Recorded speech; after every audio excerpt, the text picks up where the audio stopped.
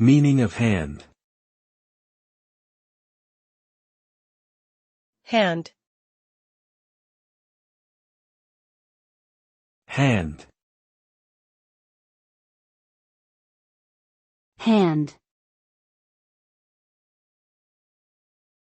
Hand. The word hand can have several meanings depending on the context. In its most basic sense, a hand refers to the part of the body at the end of an arm that is used for grasping and holding objects. However, it can also refer to a unit of measure equal to 4 inches, as well as a method of helping or assisting someone, as in lend a hand. Additionally, hand can be used in idiomatic expressions such as on the one hand or hand in hand.